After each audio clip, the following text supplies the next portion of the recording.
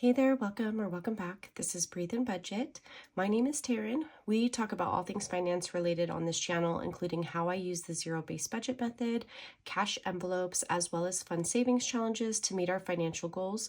So if any of that is of interest to you, go ahead and hit that subscribe button, join our community here, and let's get into today's video.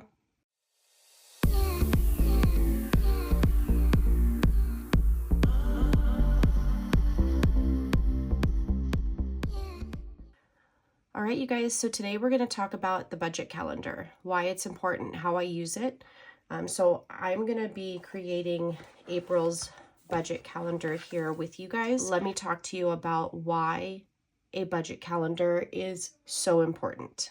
So creating a budget calendar is actually a very vital step in creating your budget. Okay, so this is where you're going to put your realistic budget, all of your fixed expenses, but also things that might involve you needing to spend money. So upcoming appointments, special occasions like holidays, travel, maybe extracurricular activities with the kids, like school functions, things like that. That needs to be listed here because more than likely those things will entail spending money. So a budget calendar is just like your typical budget, but its sole purpose is to help you keep track of like your finances on the day-to-day, monthly view. So basically every bill needs to be listed here, okay? So let's go ahead and set this calendar up for April, and then we'll chat a little bit more about it.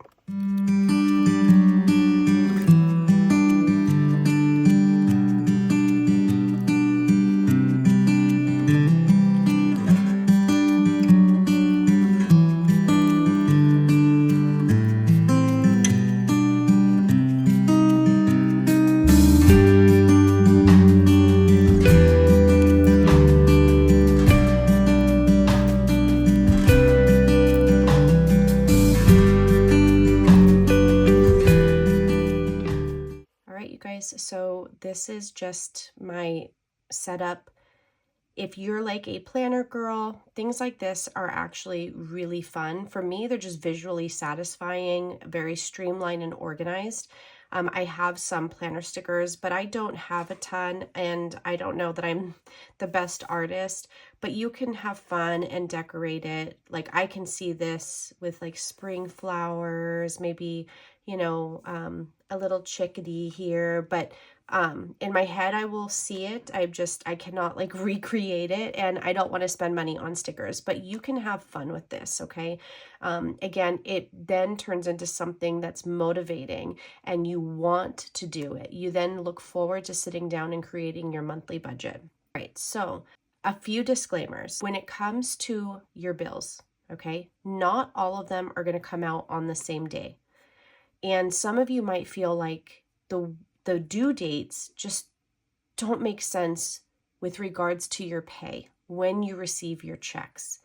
Just so you know, you can ask for the due dates to be changed. Yes, companies will do that. If too many bills are coming out in the first part of the month and you need them to be spread out a little bit, all you have to do is call and ask, and they can change your due date. So just keep that in mind. I have not had to do that since between my husband and I, we get 2 paychecks each a month for a total of 4. And the way that it lands, basically, it's like 1 a week. So I know that no matter what bill is going to be due, we have a paycheck that's within that week that can cover it. So first step that you need to do is you need to list your paydays. For me, since I get paid on the 15th and then on the 30th of every month. But the April 30th check is my May budget. So my March 29th paycheck, which you don't see here on the calendar, is my April income. So I'm just going to mark the 1st as my payday.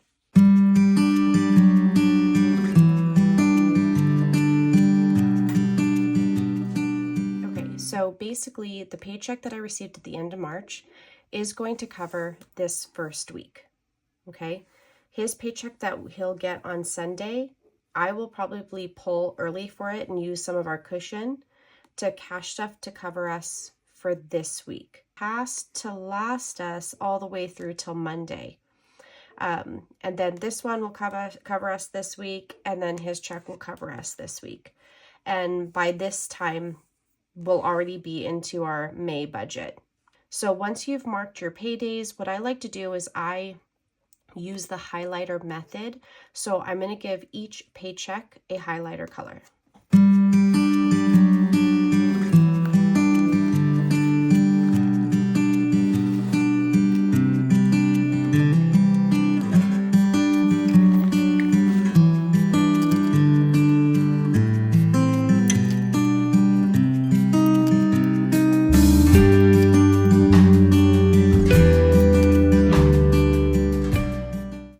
Next up, you need to add your fixed expenses. So this is things like your mortgage, rent, utilities, car payment, anything that you know happens every single month.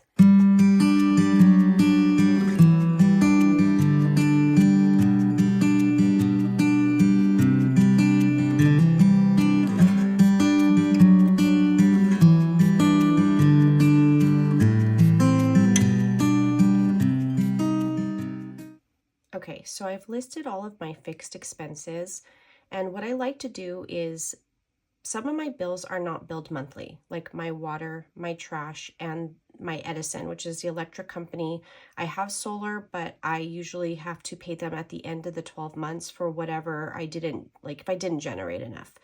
So I add that to my calendar because it needs to be top of mind when creating my budget. I like to take a little bit from each paycheck to put a little bit aside so that I am prepared for when these bills come out, okay? So these bills are going to be your monthly expenses. Generally, they're going to have the same date. Usually the amounts are going to be the same. So like your mortgage, your car payment, your phone bill, things like that. Some are going to vary in their amounts. So when that happens, always overestimate. So for example, if your gas bill usually runs about like, let's say $100, then budget for 110. Give yourself a little bit of wiggle room just in case. So for example, last month I budgeted 175 because for some reason our gas bill went like astronomically high. And then it wound up only being 148. So that extra money that I had set aside is just going to sit in our checking account cushion, but it also could have gone to something else, but I've just chosen to leave it in my checking account, okay? So this is where you're basically tracking your spending in advance, okay? Helping you prepare for those future expenses. And double check your list. So what I would suggest doing is looking at your bank statements for like the last, 3 to 6 months. Look at all of the things that you were charged, all of the bills that came through. And you might even find ones that you're like, why am I still paying for that? Go ahead and cancel it. It's totally fine. And you might also look at one and say, gosh, my cell phone is really high. I wonder if they're running any promotions. Again, call and see. They may have a promotion that you could take advantage of, and then it reduces the cost of that bill. So now that you have your fixed expenses, I don't have necessarily any like holidays or birthdays or anything like that in April. But if you did, you would want to mark those holidays, those birthdays, or those like upcoming events, okay? If you're going to be traveling, you want to make sure you make note of that. Just things that are going to be happening in your month that might involve spending money. Make sure you put that on your budget calendar. All right, so now it's time to split up your monthly bills between your paychecks. So we do have 4 paychecks. Typically, someone might have 2. And so you basically want to say, this paycheck is going to cover X, Y, and Z bills. So that's what I'm going to do right now.